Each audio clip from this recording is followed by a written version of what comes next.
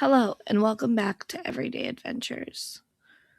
While I was preparing for today, I had a general plan and idea of what I wanted to talk about and how I was going to do it.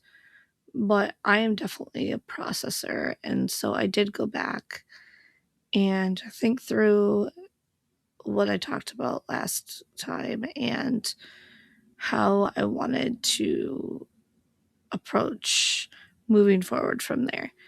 And I thought that today I would talk more about what my definition of adventure looks like now, but also how I got to the place of that being my current life definition of adventure and like what that looks like for me now.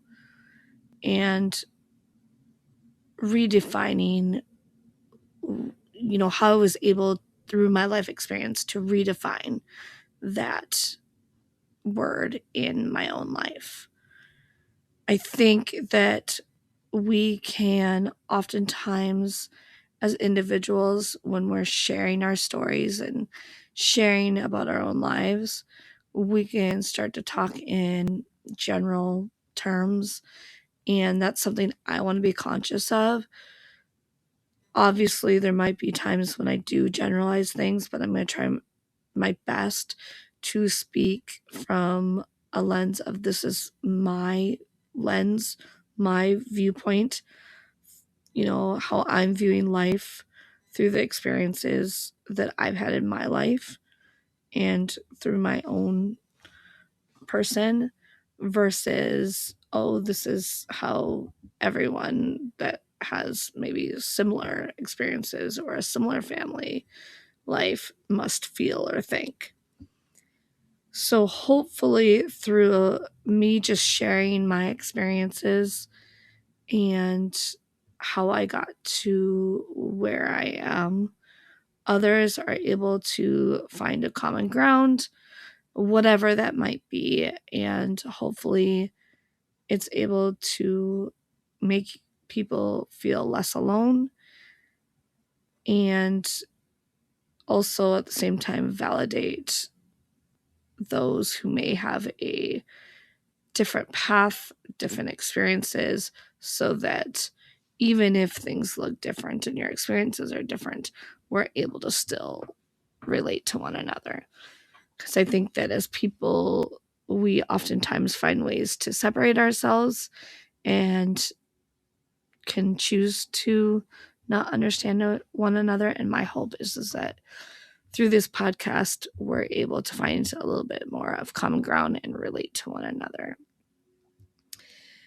And it's kind of interesting as I've gone through this process of redefining the word adventure. Over the years, especially as life has changed, I really have started to ask myself different questions, such as, who gets to decide what that word even means? Who said that that's what it has to look like for me, for you, for anybody? Who made that decision? Who said, hey, this is what this has to look like, and that's just how it is? Because for a lot of people, at least for me, that flashy version of adventure, it doesn't honestly feel accessible. I know that sometimes when I look at situations or circumstances, I'm like, yep, that's not for me.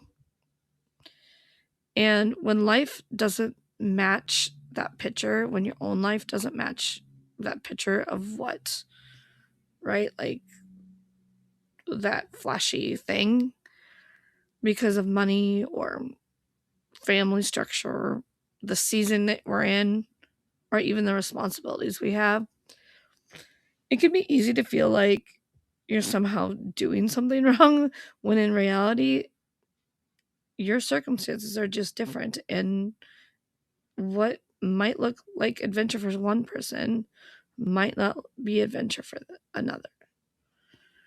So today, I just want us to gently reframe that idea. Like I said, I don't want to tell you what adventure should look like for you. But I hope by sharing this that you're able to see and figure out what that looks like for you.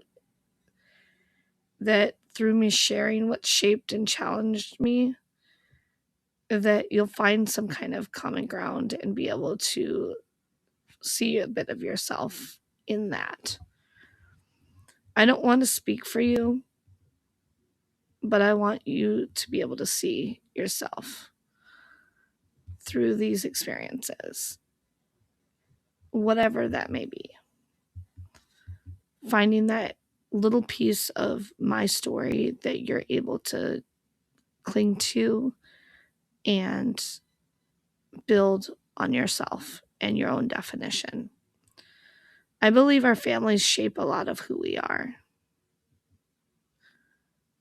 How we see the world, the things they value, and generally what to expect from life. But culture, I just find that when we think of culture, that it's so much louder than that. That you can have your family around you.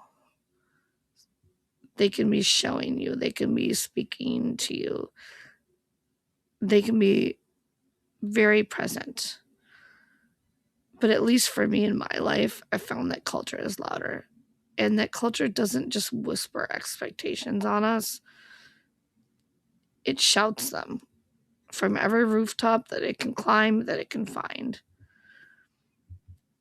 In my life, I've watched it tell me what adventure is supposed to look like, what success is supposed to look like, and even who's worth admiring. And I felt this pressure very early on. I grew up in a family with 5 kids and 2 parents, living very much paycheck to paycheck. We had the things we needed, but there really wasn't much left over. I remember being very young, like probably under 9, and knowing in my body that money was tight. I remember begging and begging to go on vacations, wanting to do the extravagant things I saw in kids' magazines as I sat in the laundromat waiting for my mom to do the clothes, or in commercials when we happened to have cable, all the things that I saw on there. This was the early 90s, so game shows were everywhere. They talked about winning trips and traveling and being invited places, and you could have free tickets to the show if you could just get there. And even as a kid, a young kid, I remember knowing that that just wasn't for me. That just wasn't going to be my life.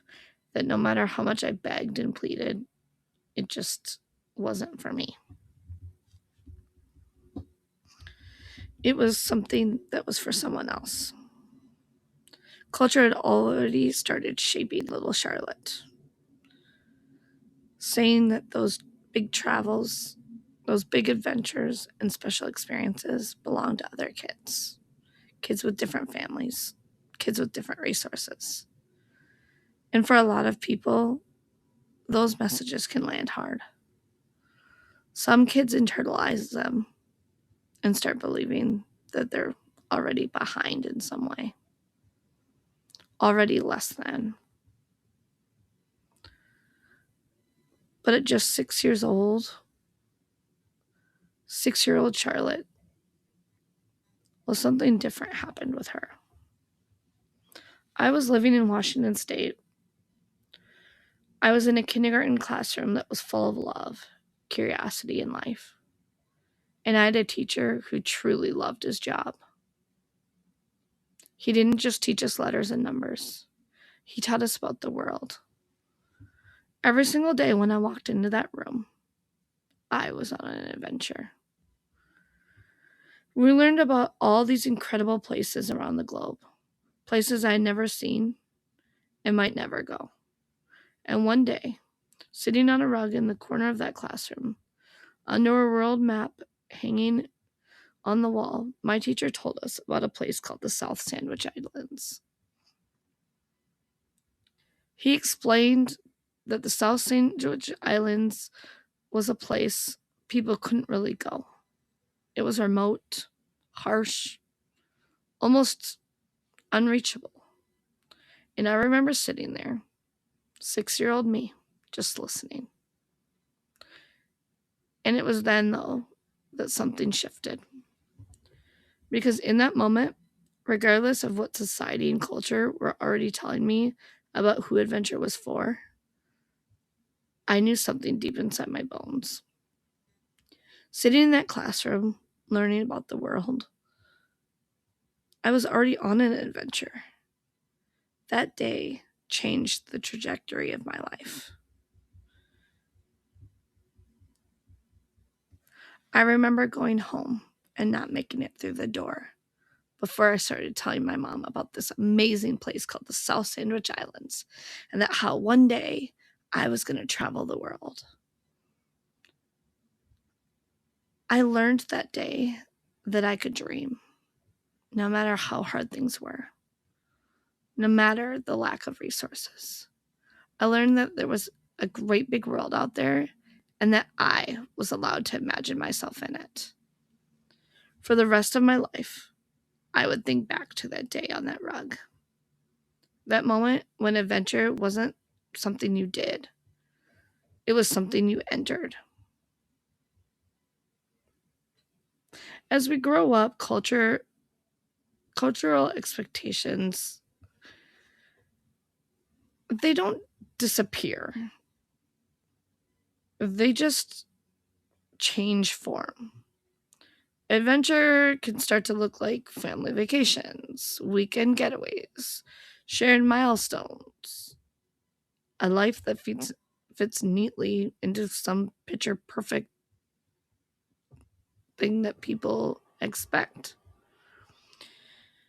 And here's something we don't talk often about. What if you don't have a traditional family? Your family doesn't look like everyone else's. Or what if you're a single adult? Or if your life doesn't follow a conventional timeline? That picture often doesn't fit you either. Adventure is often marketed as something you do as a couple or a nuclear family, or once you've reached certain milestones. So if you're single, or your family structure looks different, or you don't have the built-in support, it can quietly feel like adventure isn't meant for you yet. Like you're supposed to be waiting for your life to start. And then we layer in things such as capacity, or caregiving, disability, or even mental health, finances, or the season that you're in. Adventure starts to feel reserved for people with more help, more money, more flexibility, and fewer constraints. But it's not the truth, because I learned the truth at just 6 years old. Adventure doesn't require access. It requires imagination, courage, and just being present. Over time, adventure stopped being about doing more for me and started being about paying attention. What I learned on that kindergarten rug came full circle as an adult. Adventure didn't disappear when life got more complicated. It just changed shape. Now adventure might look like going to a movie theater, knowing full well that I might have to take my 10-year-old out, not once, not twice, but 3 or more times. And instead of seeing that as a failed version of that outing, I've learned to notice that there are these moments that are in between. And I've learned to appreciate those in between moments. Maybe we step into the hallway for a break and end up seeing the coolest souvenir up by the counter for the movie. Something we would have never noticed if everything had gone perfectly. That's adventure.